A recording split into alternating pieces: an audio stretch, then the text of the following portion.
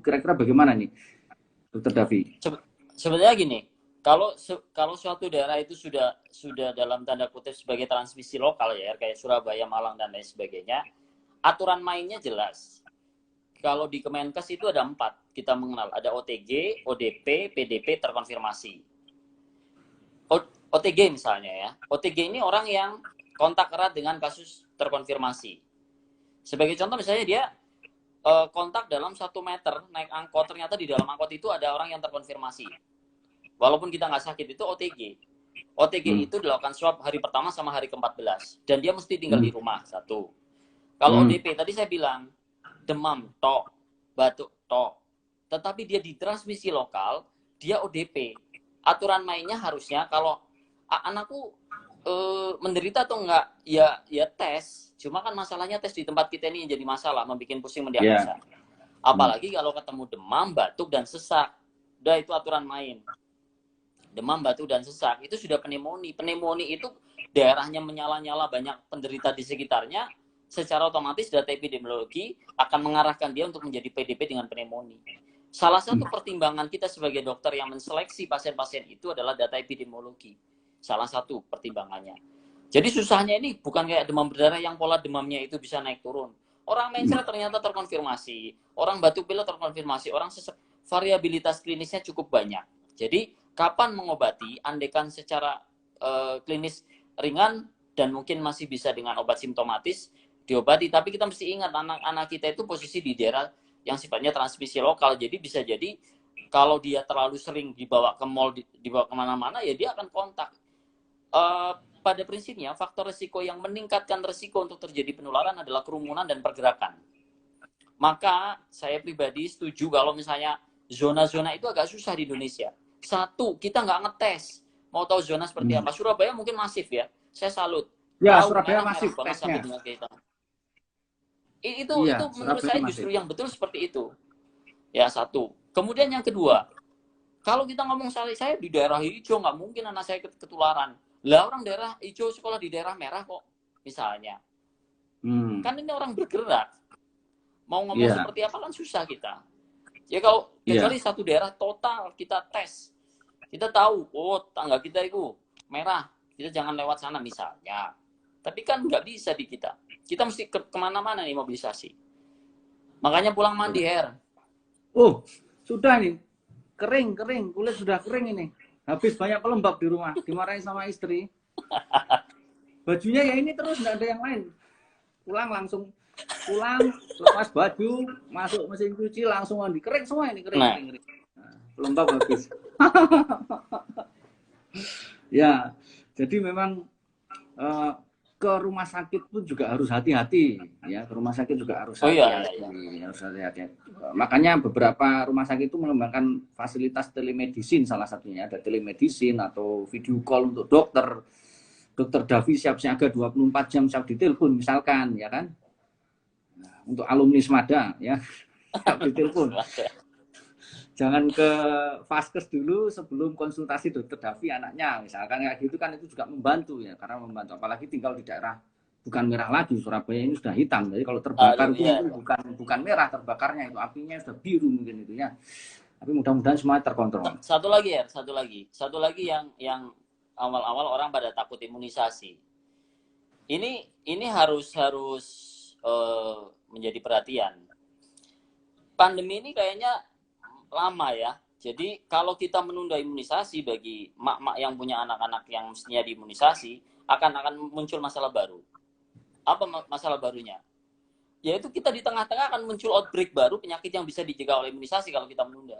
Maka Ikatan Dokter Anak Indonesia sudah jelas rekomendasinya, imunisasi tidak ada bisa ditawar-tawar, harus lanjut. Karena itu tadi, kita lagi ngadepin COVID, tiba-tiba difteri kayak kapan hari muncul lagi, tetanus muncul lagi, kan bikin pusing itu nanti. Betul, itu juga yang jadi catatan kawan saya di salah satu rumah sakit pemerintah di Surabaya, saya nggak bisa sebut merek ini ya. Itu juga kaget karena loh kok tiba-tiba kasus difteri muncul ya, sekitar awal bulan-bulan Februari akhir Maret awal itu banyak outbreak kasus difteri. Terus kemudian kita masuk COVID itu, akhirnya masuk COVID itu. Jadi kalau ternyata program imunisasi ini tidak dijalankan dengan semestinya, juga nanti kita jadi lost generation nanti, karena generasi kita jadi rentan terpapar oleh kasus-kasus yang semestinya bisa ditangani dengan imunisasi ya. Terus ini masalah PPE, Dokter Davi, protektor. Ini kalau misalkan bayi baru lahir itu seberapa efektif sebenarnya pemakaian PPE ini? Saya pernah diskusi dengan ahli neonatus, sebenarnya nggak perlu itu. Nggak perlu ya. Sama beberapa ada temen ya yang nanya kalau kita pakai face shield seperti itu gimana? Face shield nggak pakai masker ya nular tetap masuk. Iya. Ke hidung. Dan riset-riset apa yang meneliti tentang face shield itu sendiri kan secara sendiri ya. Nggak rekomendasi dia sebenarnya. Ya standarnya masker lah. Nah masalahnya pada anak-anak di bawah 2 tahun itu pakai masker nggak recommended karena dapat meningkatkan dapat mengakibatkan gangguan oksigenasi. Di atas 2 tahun pertanyaannya adalah bisa nggak dia pakai masker? Kan kayak gitu. Orang saya ngetes ya sendiri. Seharian pakai masker. Saturasi saya turun 91 92.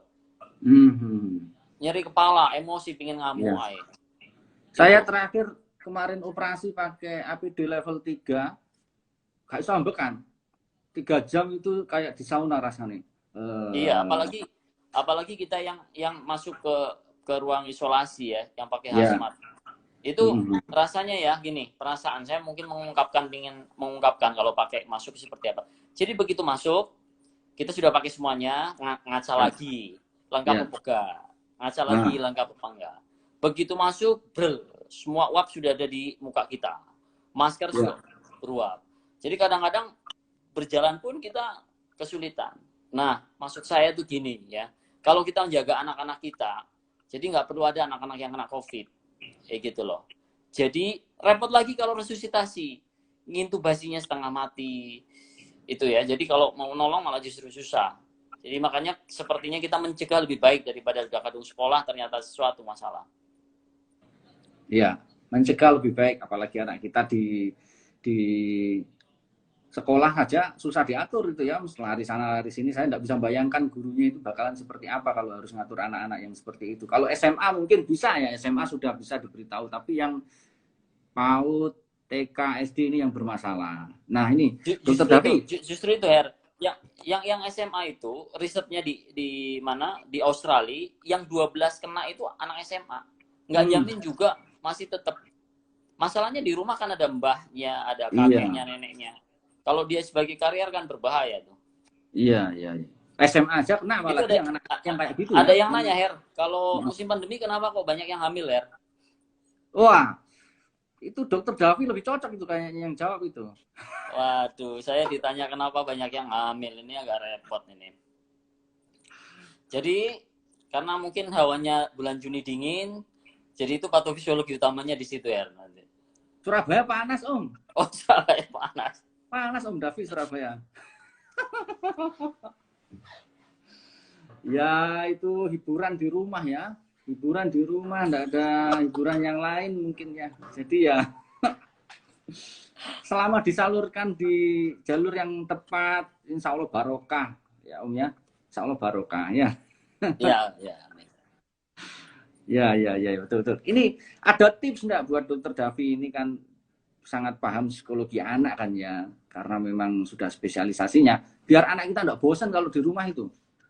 Wah, anak saya kan bosan. Ini saya tegaskan sekali lagi ya, sekarang sudah nggak ada nunda-nunda vaksin. Yang kemarin masih oke, ditunda dulu karena ngikut, sekarang nggak usah. Jadi nggak ada tunda seperti itu. Kalau psikologis tuh gini ya, saya nggak bisa jawabannya karena fak saya justru jauh banget dari psikologis ya. Jadi fak saya sudah menghadapi hidup dan mati di depan saya.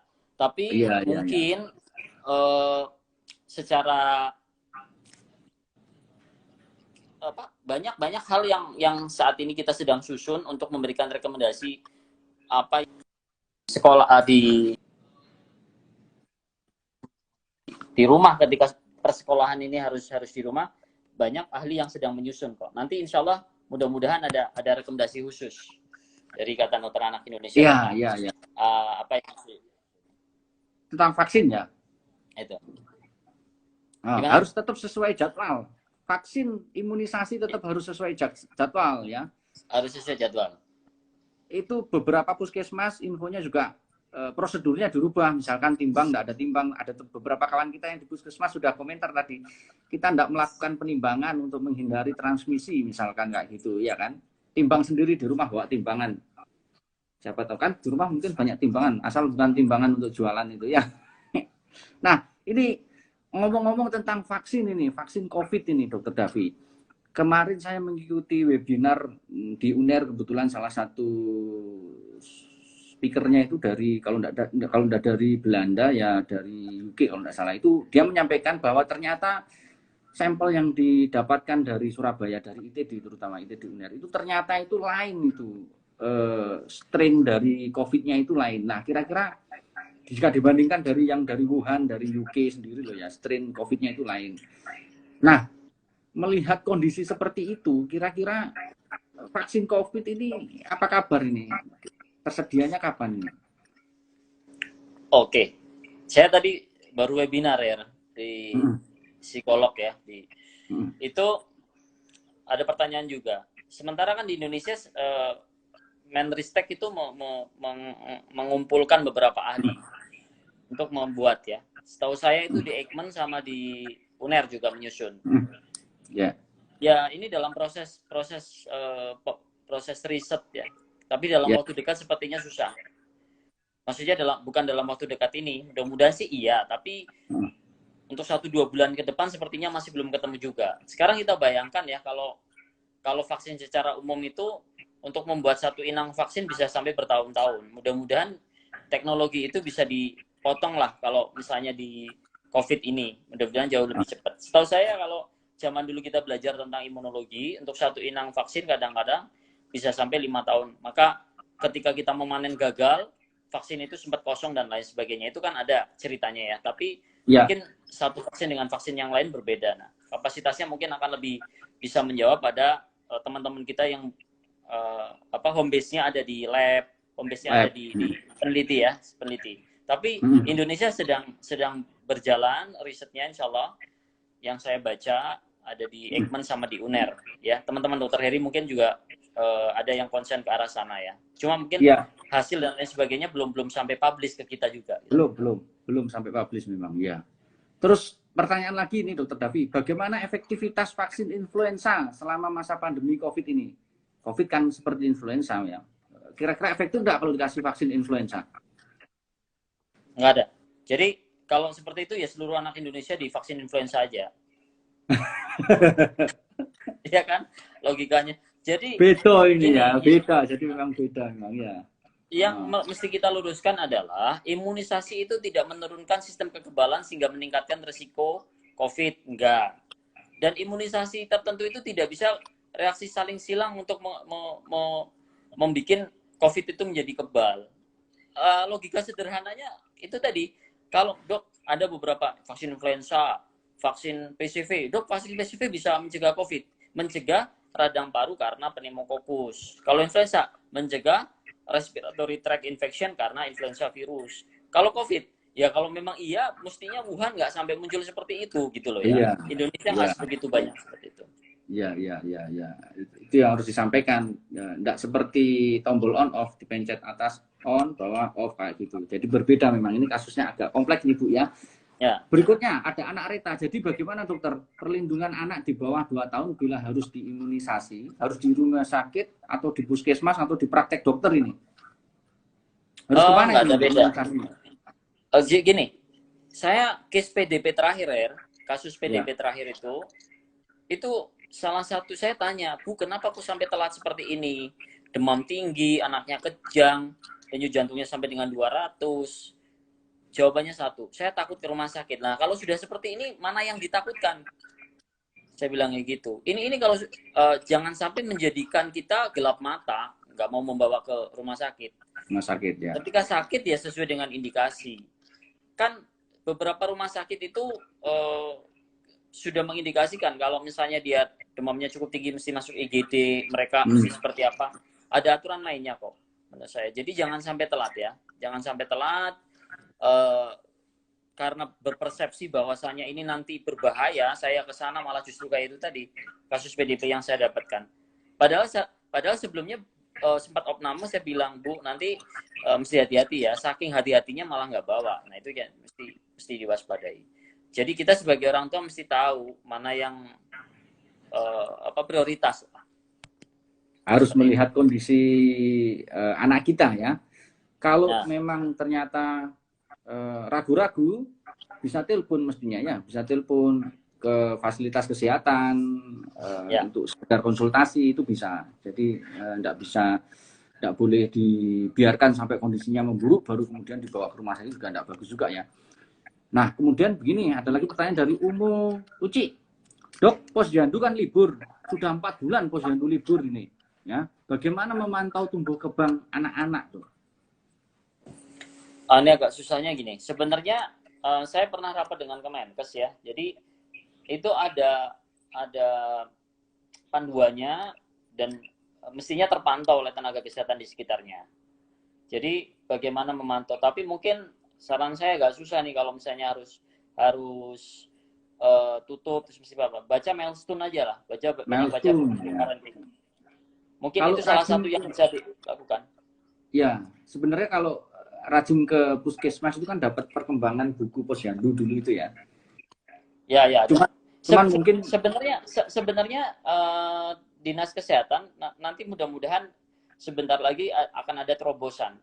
Jadi itu menjadi prioritas bahasan dari Kemenkes agar anak-anak yang ketika Posyandu ini masih tutup masih tetap terpantau tumbuh kembangnya. Mereka juga mengembangkan namanya janji temu.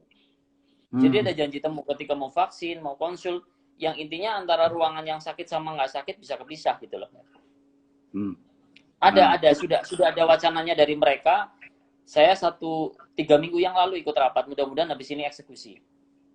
Iya, kita tunggu mudah-mudahan nanti bisa segera terrealisasi ya. Dan ternyata penting ya, pemisahan yang sakit berat, sakit saluran napas misalkan dengan mereka yang sehat itu penting di salah satu fasilitas kesehatan, itu penting ya. Ya, satu lagi, Ikatan Dokter Anak Indonesia punya aplikasi namanya Primaku, itu bisa digunakan sebagai pemantauan. Ya, kan anak ini komponennya 2, ada pemantauan tumbuh dan ada pemantauan kembang. Tumbuh ini bertambahnya sel, kembang itu adalah berkembangnya kemampuan. Primaku salah satu yang memfasilitasi melihat pertumbuhan yang dia dalam batas yang oke atau tidak oke. Kemudian perkembangan itu yang orang tua mesti harus aware. Artinya apa? Ya harus sensitif. Nah, kalau nggak ngerti anak seusia sekian itu harusnya bisa apa ya? Banyak baca mesti harus. Iya. Seperti. Kalau bahasa Jawa ini tumbuh itu dari tambah gede, dur dan tambah samping. Berkembang itu bisa macam-macam, ya. Bisa zaman kita SMA itu belum tumbuh ya, zaman SMA belum tumbuh. Nanti lama-lama kan kita melar perutnya ke depan. Kita masuki pertumbuhan fase ketiga ini. Sebentar lagi masuki fase pertumbuhan keempat, alias usia 40 tahun ke atas. Tumbuh itu pasti, Om. Dewasa itu pilihan.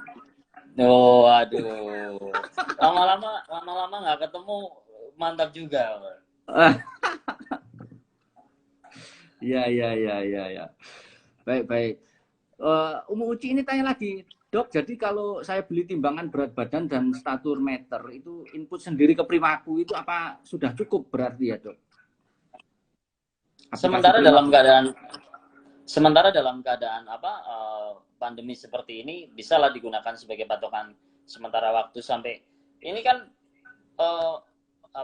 Dinas Kesehatan, Kementerian Kesehatan juga pasti tidak akan lalai terhadap hal ini ya. Mereka memikirkan betul anak-anak ketika Posyandu ditutup. Bahkan kalau suatu saat nanti Posyandu dibuka, mekanisme seperti apa mungkin juga sudah dipikirkan oleh Kemenkes. Jadi sementara waktu dengan situasi yang seperti ini, boleh asalkan timbangannya juga teranya juga betul dan konsisten menggunakan timbangan. Kalau kadang-kala gini, timbangan yang berbeda hasilnya berbeda, maka kadang-kadang diambil yang paling besar. Nah itu repot kan. Mesti harus konsisten. Ya, konsisten ya. Ada lagi dari akun @aya_rumah Anika Kue. Bayi 7 bulan sudah penean alias manjat-manjat berdiri pegangan, apakah nggak apa-apa ke pertumbuhan tulang kakinya, Dok? Sebenarnya gini, tahapan pertumbuhan itu sebaiknya melewati semua fase. Jangan sampai overlap karena satu fase pertumbuhan itu akan menjadi fondasi pertumbuhan berikutnya. Jadi apa-apa tidak apa-apa, dia sudah sampai milestone-nya atau belum. Kalau belum, kemudian dilakukan akselerasi, hasilnya tidak akan optimal. Itu hasrat saja, kadang-kadang kan anak nalurinya memang melakukan seperti itu. Tapi kita mesti punya target sesuai dengan milestone dulu. Normalnya dia seusia seperti apa. Itu yang mesti diberikan. Jadi contoh ya, ada beberapa orang yang nggak sampai melewati satu tahap ya gitu. Biasanya proses berdirinya pun nggak begitu sempurna kayak gitu.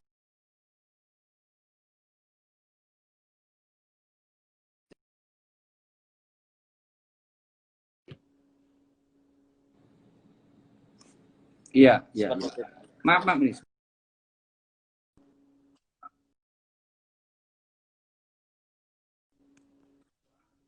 Ya. Masuk bolak-balik.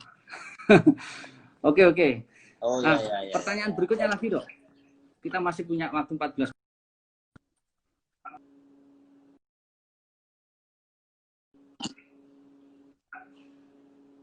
Buat bayi saat ke rumah sakit untuk vaksin nggak apa-apa ya, Dok? Usia 3 bulan pakai face shield.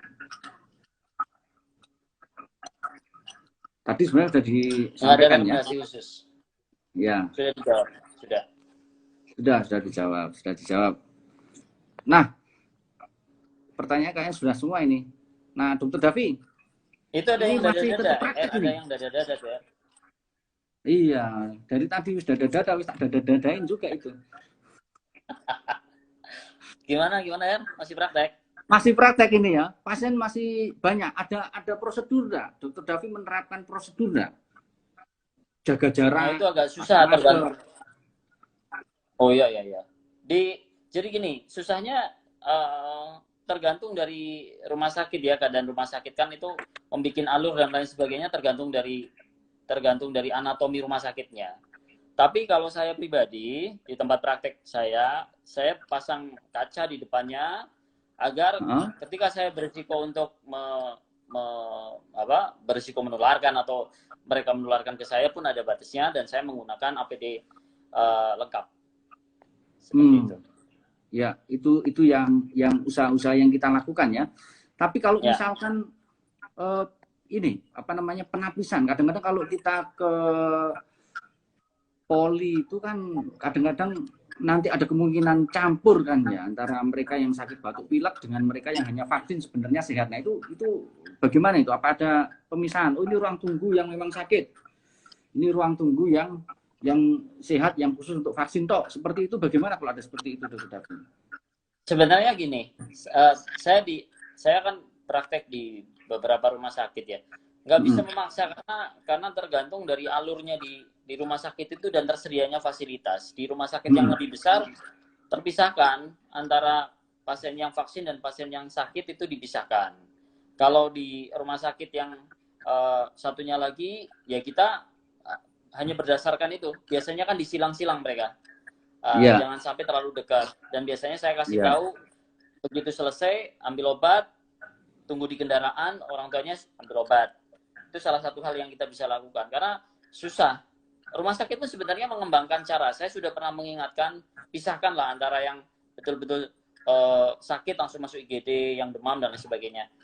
Itu tergantung dari kondisi, tapi idealnya memang harus dipisahkan antara yang vaksin dan yang nggak vaksin. Yang kedua adalah dipisahkan mana yang emergensi dan non-emergensi. Jadi begitu sudah pasien tampak menurut primary survey kita sudah menunjukkan bahwa dia masuk IGD. Seperti itu. Ya. Ada yang protes nih, dari tadi belum kita jawab sampai kelupaan enggak baca pertanyaannya. Dari Ibu Karunia Agustin. Pernah sekelas enggak dulu? Dokter Davi, mungkin pernah sekelas. Range usia anak yang ospek. Oh, pernah ketemu pas ospek. Ya. Ketemu lagi di sini sekarang. Range usia anak yang potensial terkena COVID itu usia berapa ya, Dok? Ada usia tertentu tadi kan? 0 sampai dengan 18. Saya ada ibu lahir. Saya ada pengalaman merawat tim kami ya. Ibu lahir confirm bayinya sesak nafas, ada juga. Ada juga yang 18, 19. Justru ketika usia dia sudah di atas, reseptornya kan semakin matang, semakin gampang masuk virus. Jadi nggak ada batasan, artinya nggak ada batasan. Lebih banyak virus. Nggak ada. Semuanya harus sama-sama waspada. Iya, jadi harus sama-sama hati-hati, pokoknya nggak peduli anaknya masih kecil kah gede kak, kalau punya anak ya harus hati-hati ya. Apalagi anak sendiri ya. Nah, ini mungkin agak susah dijawab. Kapan kira-kira pandemi ini usai, Dok? Ini kayaknya usai, salah ketik ini ya. Gini ya. Kapan kita bisa ke mall lagi, bisa jalan-jalan ke Malang lagi? Keponakannya Dokter Heri pasien saya ternyata ya. Oh iya. Wah, jangan dibuka di sini tuh.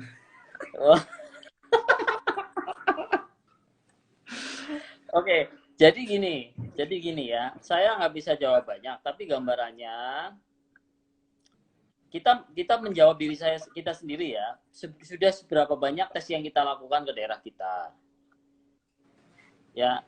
Jadi dalam satu daerah itu sudah dites berapa kali? Saya tanya sama Dokter Heri berapa kali sudah dites, misalnya diri saya sendiri. Saya reguler dites ya. Begitu ada teman saya positif, saya dites. Kemudian jatah dites seperti itu. Nah. Itu akan bisa menjawab. Andaikan satu area kita bisa memetakan mana yang confirm, mana yang nggak confirm, maka batasan pergerakan, tata laksana, terapi itu bisa dilakukan jadi real. Jadi artinya kalau dalam satu daerah sekian orang penduduknya, yang positif sekian, yang negatif sekian, yang positif dilakukan tata laksana apa, yang negatif tetap berdiam di rumah, kita akan tahu penurunannya seperti apa. Sekarang pertanyaannya, tes kita sangat sedikit. Jadi itu yang nggak bisa kita jawab. Mau tahu gimana meningkat dan menurun kalau nggak dites. Ya kita kelihatannya adem ayem, saya nggak apa-apa, padahal ternyata OTG, kan gitu. Iya, itu yang ditakutkan. Padahal sebenarnya masa inkubasi terpanjangnya kan sekitar 14 hari ya, kalau kita sabar, nggak kemana-mana, patuh di rumah, mestinya ini virus ini nggak akan menemukan lagi hostnya, itu nggak akan ketemu lagi hostnya, dia harapannya akan hilang gitu kan, harapannya seperti itu. Masalah ini nggak bisa dikontrol, ini orang ada yang lari ke sana, lari ke sini, akhirnya belum sempat itu menghilang, dia sudah loncat ke sana, loncat kemari. Mudah-mudahan nanti dari sinilah bisa menginspirasi teman-teman, kawan-kawan semuanya untuk lebih patuh meskipun tidak ada PSBB, Surabaya sudah tidak PSBB ini, tapi tetap patuh, protokol kesehatan tetap harus dijaga ya. Ini ada pertanyaan lagi nih, Dok, kalau tidak boleh pakai masker dan face shield untuk bayi, itu terus pakai apa kalau mau pakai vaksin, Dok? Kalau pakai vaksin? Kalau mau vaksin, tidak boleh pakai masker dan pakai face shield, tidak boleh. Tidak direkomendasikan. Terus kalau mau vaksin, bagaimana kalau kita bawa anak? Dikerukupi, pakai jilbab. Cari fasilitas yang hanya melayani vaksin saja, kan itu ada banyak tuh. Kemudian yang kedua, cari rumah sakit yang memisahkan antara yang vaksin dan yang nggak vaksin, itu juga bisa. Yang ketiga gini, saya pernah mendapat pertanyaan, Dok, anak saya ini usia kurang dari 2 tahun, gimana caranya kalau bepergian? Gimana? Ya nggak usah bepergian, ngapain diajak bepergian? Orang 2 tahun juga nggak puas, kalau bepergian juga nggak tahu mana bahagianya, kan seperti itu. Maksudnya antara diajak ke mall ya dia nggak tahu apa yang senang, ya pokoknya warna-warni lah. Artinya bukan prioritas menurut saya. Prioritas kita itu sekarang adalah keselamatan. Itu orang tuanya yang kebelet itu, Dok, kebelet nge-mall. Makanya. Nah ini, Dok, ada lagi dari Dokter Rindang ini. Scoring screening COVID untuk anak-anak apakah ada khusus, Dok? Atau sama dengan yang dewasa yang bisa dipakai di FKTP? Waduh, ini Mbak Rindang, salam hormat saya untuk keluarga di Kediri.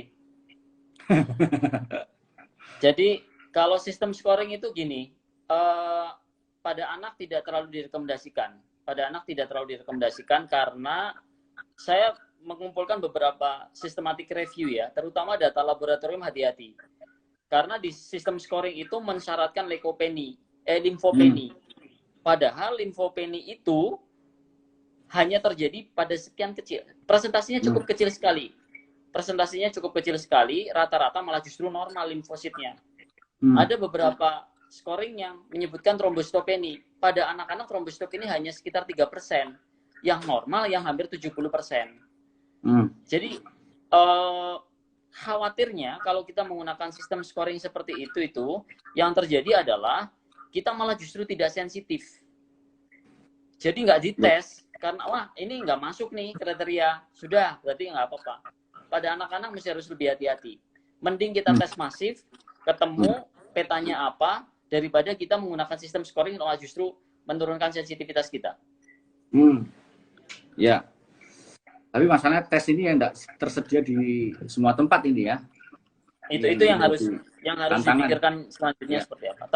Tapi saya melihat semakin ke sini mudah-mudahan ya pemerintah semakin baik untuk menyediakan PCR. Dulu di tempat kami di Malang mesti ngirim ke Surabaya ya. Tapi sekarang alhamdulillah kita bisa lakukan sendiri di sini dan bisa cepat hasilnya. Ya, alhamdulillah. Memang dulu juga kalau kita lihat kan hasil PCR pun harus di cross check kedua laboratorium ya, dan pengumuman terpusat itu, tapi sekarang ternyata sudah dirubah lebih cepat untuk ambil action, jadi kita yang nangani lebih tahu dengan kondisi pasien kita. Nah ini dari akun Wihan, dok resepnya biar kelihatan seger, awet muda kayak Pak Dokter, apa resepnya? Sering mandi juga ya? Resepnya mandi 5 kali. Setiap kali pulang rumah sakit mandi, berangkat rumah sakit mandi, pulang rumah sakit mandi, berangkat rumah sakit mandi. Sampai gelodoki. Nah ini dari Dokter Dita, dok, anakku pengen berenang, semoga pandemi segera berakhir. Kayaknya kalau mau berenang, Dokter Dita nggak perlu susah-susah, kan di samping rumah ada kolam renangnya sendiri, ya nggak perlu jauh-jauh. Wah, Sultan ya berarti ya. Sultan. Nah, sebenarnya masalah berenang nih, ini serius, ini sekarang serius ya. Boleh nggak sih kita ini berenang di kolam renang umum itu? Nah, ini agak susah saya jawabnya ya. Agentnya masalahnya kita mau ngupil aja susah loh, Her. Kan? Kita mau kucek mata susah. Kita mau kucek mata aja susah. Jadi, ya resiko. Seperti itu. Ya. Kemudian yang kedua, yang secara umum yang meningkatkan faktor resiko itu adalah kerumunan dan pergerakan orang. Gitu. Anak saya sudah bergembira karena kolam renang di dekat rumah dibuka. Saya bilang jangan ke sana, bahaya. Gitu. Iya. Dari Mbak Jenny, terakhir nih kayaknya kita punya waktu 2 menitan ya. Dok, kalau range 0 sampai 18 tahun anak tetap bisa terpapar, sedangkan wacana khususnya anak yang mondok itu dimulai bulan depan. Bagaimana, Dok? Wacana anak yang mondok di pesantren ini. Padahal kami dari Ikatan beliau sendiri enggak yakin standar penerapan SOP kesehatannya sudah standar seperti sekarang apa enggak di pesantrennya seperti itu. Kami dari Ikatan Dokter Anak Indonesia sudah tegas memutuskan bahwa semua jenis boarding school, pesantren, kemudian sekolah sebaiknya ditunda dulu, ya itu resiko. Tadi saya gini, ada satu hal yang menarik yang mungkin saya bisa sampaikan ke sini ya. Jadi ada pertanyaan dari bukan netizen ya, dari peserta webinar, beliau dari Pasuruan, menyebutkan tanggal 15 Juni besok PAUD-nya, sekolahnya itu sudah mau ditutup, mau buka PAUD-nya. KPAI menjawab, kalau ibunya misalnya takut, boleh tidak menyekolahkan. Dan proses belajar harus difasilitasi sekolah dengan PJJ. Menurut saya sudah nggak usah takut atau nggak usah apa. Sudahlah, pending sampai dengan Desember. Yang penting sekarang anaknya sekolah, pinter tapi terus sakit, masuk ICU gimana? Iya.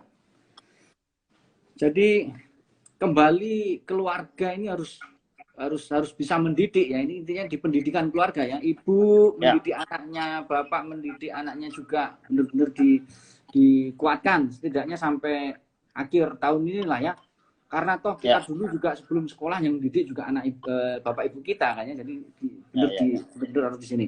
Kita punya waktu 1 menit, mudah-mudahan apa yang kita sampaikan Dokter Davi sampaikan, Dokter Davi bahas semuanya bermanfaat untuk kita semuanya. Kalau ada apa-apa nanti bisa kontak-kontak, wong jenenge akeh alumni ini ternyata sing delok ya. Jadi nanti kontak-kontak aja.